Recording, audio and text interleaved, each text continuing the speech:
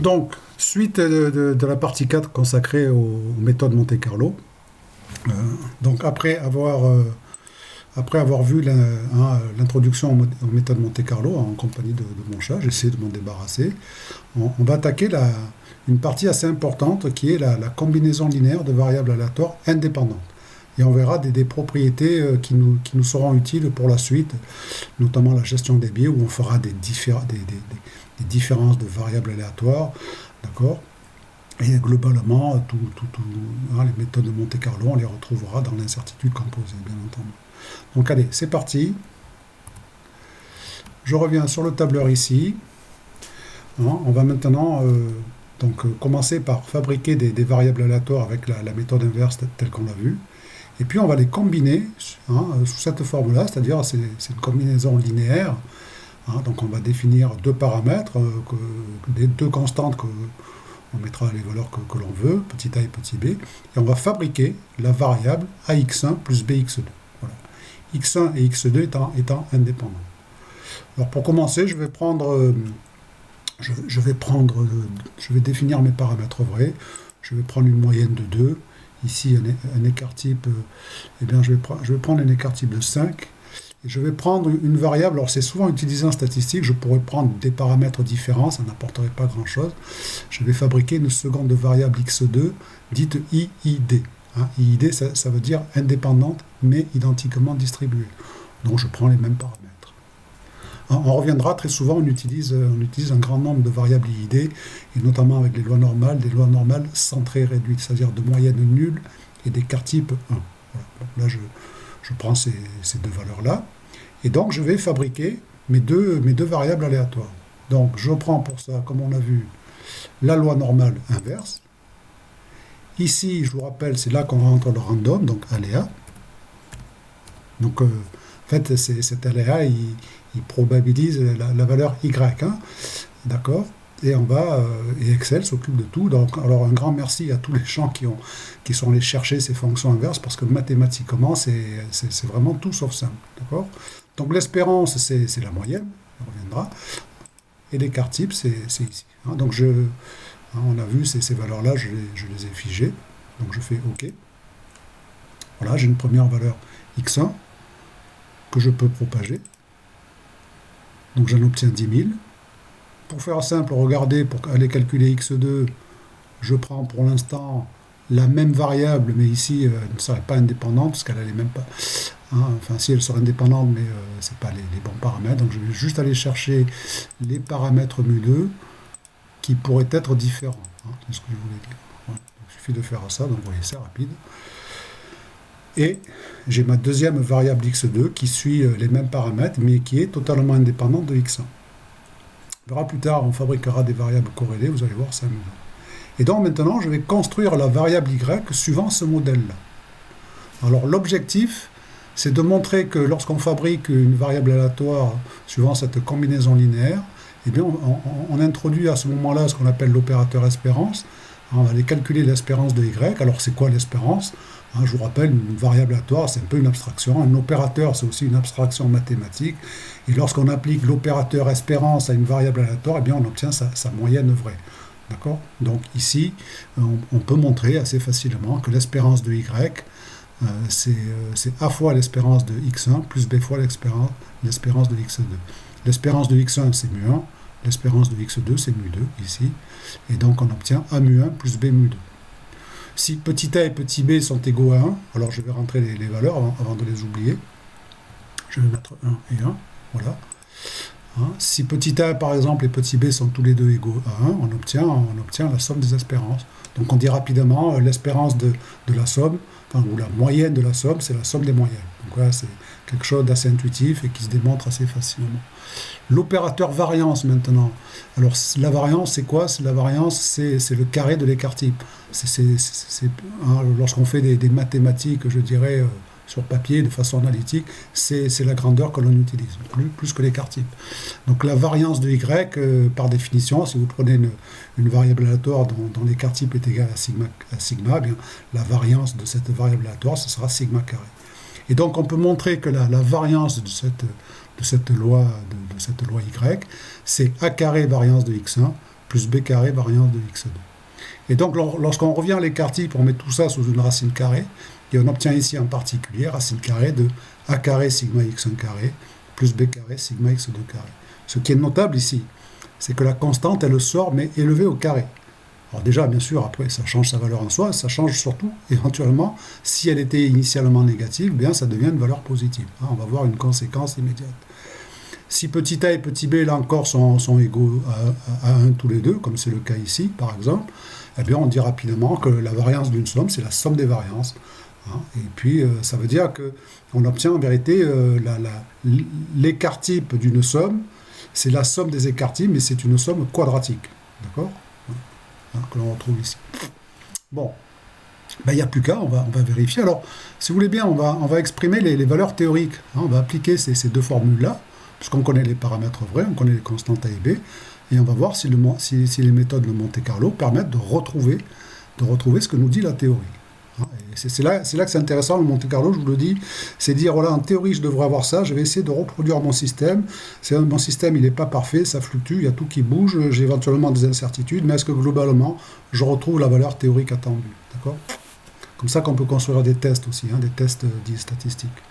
Donc là, en théorie, la moyenne, donc il faut y aller doucement, c'est A que multiplie mu1 plus B que multiplie mu2. Voilà. Donc on attend 4. Là, vous voyez, c'est facile à faire. Concernant l'écart type, la formule un peu plus délicate, c'est racine. Alors de tête, c'est moins facile, sauf dans ce cas-là. C'est racine de a carré. Alors pour faire les carrés, vous appuyez sur le petit chapeau, vous tapez 2, fois sigma 1 carré, plus b carré fois sigma 2 carré. Alors dans ce genre de formule, si on se trompe, c'est le Monte-Carlo qui nous le dira. Voilà. Il a détecté une erreur. Oui, j'ai mis 2 chapeaux. Non, j'ai mis plus B, j'ai oublié le carré ici, vous voyez. Tac.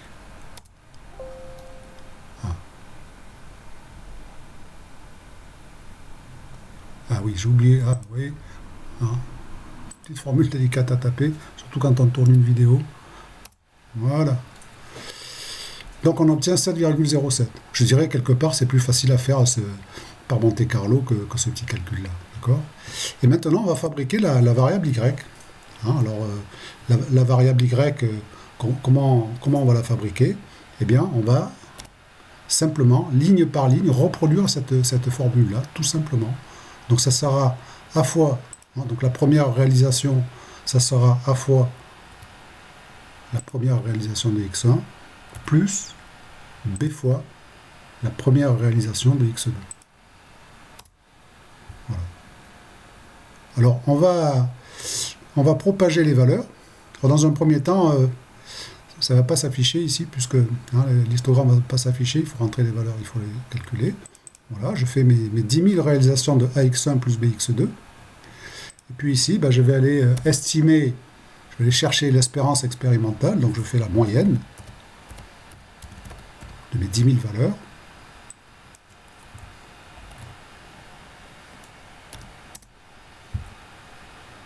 Donc vous voyez, ça marche. 4,05 pour 4.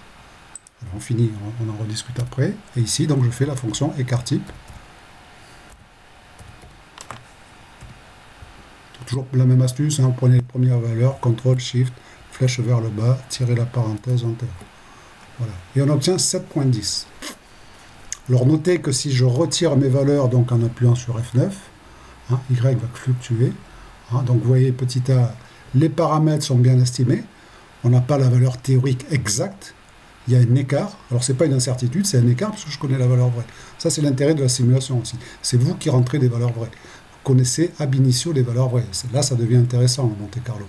D'accord ? Parce qu'en pratique, en mesure, la valeur vraie, considérez que vous ne la connaîtrez jamais exactement. J'aurai toujours une petite incertitude de type B dessus. Là, on les connaît parfaitement. 4.0, c'est 4 avec une infinité de 0 derrière. Donc, j'ai une infinité une précision infinie. Voilà. Par contre, on voit que les valeurs expérimentales sont sujettes à fluctuation. Voilà. Excel qui a décidé de ne pas me répondre, on va l'attendre.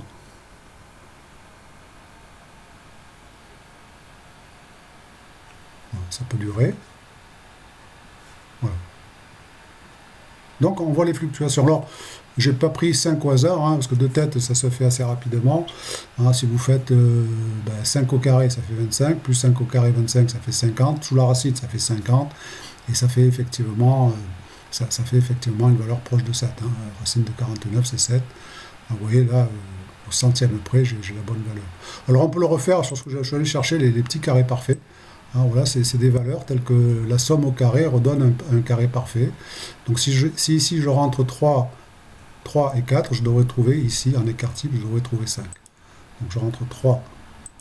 Alors aussitôt que vous refaites un calcul avec les randoms, ils se rejouent. Hein. Comme je dis, sous Excel, là, aussitôt que vous bougez une oreille, les randoms, ils bougent. Parfois ça peut être gênant.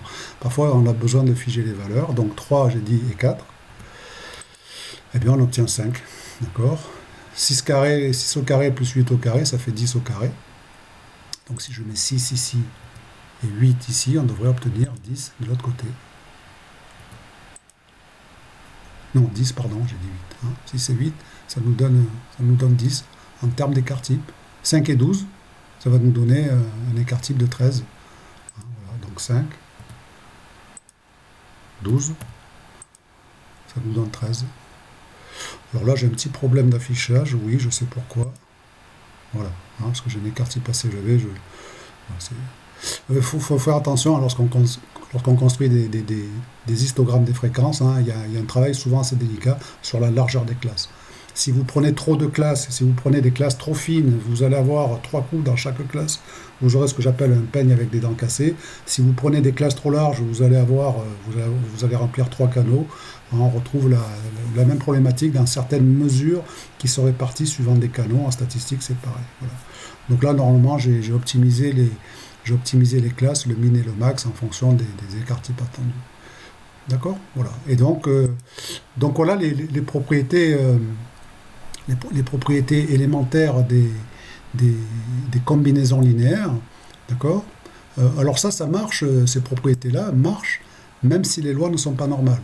Ça, c'est important de le savoir, là encore. Hein, c'est indépendant de la nature des variables aléatoires. Hein, bon. Donc, eh bien, écoutez, on va... Ah si, alors, non, je n'ai pas fini. Hein, j'ai hésité, j'ai encore des choses à vous dire. Je vais revenir à des choses plus élémentaires. Hein, je vais revenir, par exemple, si je reprends ici 5 et 5. Voilà. Alors, vous notez que la dispersion, on tourne naturellement... La moyenne, c'est la somme des moyennes, c'est 4. Hein, donc j'obtiens une valeur qui fluctue autour de 4 avec une dispersion de 7. Si maintenant je rentre petit b est égal à moins 1, qu'est-ce que l'on va attendre? Eh bien du coup, ça va être, on va former la quantité x1 moins x2. Donc en moyenne, on se doute que l'on va tourner autour de 0. Et quelle sera la fluctuation? La fluctuation, elles ne vont pas se retrancher. D'accord? Donc si j'écris ici moins 1, voilà. Eh bien, les fluctuations sont les mêmes. Hein. Donc, j'ai bien une variable qui fluctue ici autour de 0, d'accord? Mais la dispersion reste la même. Donc ça, c'est important, hein. On le retrouve bien autour de cette valeur-là. Si petit a est égal à 1 et petit b est égal à moins 1, alors bien sûr, on a mu1 moins mu2, elles sont identiques, ça fait 0. Et par contre, ici, les écarts types continuent à s'ajouter quadratiquement. Je dis souvent un exemple, hein, pour bien comprendre. Si vous avez une première tige qui fluctue, voilà, posée à sa hauteur est là, hein, et puis elle fluctue par le haut ici. Et puis une seconde tige qui fluctue aussi. Si vous les ajoutez, hein, en moyenne, vous avez la somme des longueurs, et vous allez récupérer si les variables sont indépendantes. Hein. Tout ça, c'est sous condition que les variables soient indépendantes. C'est important. Si les fluctuations sont indépendantes, elles vont s'ajouter quadratiquement. Des variables corrélées, je vais faire des 2 variables anticorrélées, c'est simplement ça. Hein. S'il y en a une qui monte, l'autre descend. Donc si vous avez 2 variables anticorrélées qui font comme ça, vous voyez, les longueurs, les fluctuations, vous allez les maximiser. Hein, là, vous aurez une somme linéaire d'écart type. Si par exemple elles sont totalement corrélées, si celle-ci monte et que celle-là monte en même temps, là vous voyez que l'écart, il est constant. Et à ce moment-là, l'écart type sera nul. D'accord? Donc attention, ces lois ne sont valables que pour des variables indépendantes. Ça, c'est important. Et très souvent, dans un problème physique, il n'est pas toujours évident de savoir s'il y a des corrélations ou pas. D'accord? Ça, c'est bon, ça, c'est un petit peu autre chose. Voilà pour ces combinaisons linéaires. Et je vais terminer maintenant sur une application particulière pour revenir à quelque chose que l'on a vu. Hein, je pourrais le faire directement ici. Eh bien, je vais calculer la moyenne. D'accord? Alors, je vais repartir de loi normale centrée réduite. Pardon. Donc, centrée, ça veut dire de moyenne nulle, et réduite, c'est sur l'écart type, et l'écart type est égal à 1. Donc voilà ce que l'on obtient. Hein. Donc la moyenne, la somme de ces deux variables-là, ici je vais reprendre 1, ça ne change rien, je vais reprendre 1, d'accord, et bien on est toujours centré sur 0, on a une variable réduite. Par contre, son écart type, c'est sous la racine 1 plus 1, ça fait racine de 2. Hein. 1,41, c'est racine de 2. D'accord. Et maintenant, on va faire la moyenne de ces deux variables. On va faire la moyenne. Alors, je pourrais rentrer, on va y revenir, je pourrais rentrer 0,5 et 0,5, mais pour bien comprendre la chose, si je fais la moyenne en soi, la moyenne c'est quoi? C'est d'abord la somme des variables. Ici j'en ai deux, je les ajoute, et je divise par 2. Alors la question est, est-ce que la variance du résultat sera plus grande, égale ou plus petite que 1,41? La réponse immédiatement. Voilà. Alors la théorie me dit ici que je dois rentrer 0,5 et 0,5. D'accord? Voilà, ça revient au même. Et donc on voit bien que lorsqu'on fait la moyenne de deux variables, eh bien la dispersion est plus petite. Et donc là ici en fait c'est racine de 2, c'est ce que l'on obtient ici, c'est 1 sur racine de 2, exactement, d'accord? Hein, parce que c'est racine de 2 divisé par 2, ça fait 1 sur racine de 2. Donc on retrouve le théorème central, le théorème de la moyenne, plus que le théorème central limite, d'accord? Et je voulais terminer là-dessus, donc une petite démonstration sur la variable moyenne qui est absolument fondamentale en mesure. Si vous fabriquez donc si je fabrique ici la variable moyenne de petit n variables, donc je la construis comme une somme algébrique, une moyenne algébrique de petit n variables, toutes donc IID, indépendantes et identiquement distribuées, donc même moyenne, même écart type. Et bien si j'applique l'opérateur espérance ici à cette variable-là, d'abord c'est la constante qui sort, donc la constante c'est 1 sur n, donc c'est 1 sur n qui vient devant, donc c'est 1 sur n fois l'espérance de la somme de n variables. L'espérance de la somme c'est la somme des espérances, la somme des espérances. Les espérances, donc les moyennes sont toutes identiques, donc j'ai petit n moyenne, donc petit n fois l'espérance de xi, et donc ici le petit n s'annule, s'annule. Et on obtient la moyenne initiale. D'accord? Donc là, le calcul est élémentaire. Le calcul sur la variance est guère plus complexe. Voilà, sur l'opérateur variance, on calcule la variance de cette variable. D'accord? Donc d'abord, la constante ici, donc c'est une somme multipliée par une constante. La constante, elle sort au carré. Et là, ça fait toute la différence. Il me reste la variance de la somme. La variance de la somme, c'est la somme des variances. Donc j'ai petit n variances toutes identiques, donc ça fait n fois la variance initiale, et là j'ai le terme n sur n carré, donc je n'ai pas de simplification, il me reste un terme 1 sur n, donc la variance finale de cette grandeur-là, de la moyenne, c'est la variance initiale divisée par petit n, et lorsqu'on passe aux écarts types, voilà, c'est sigma sur racine de n. Voilà.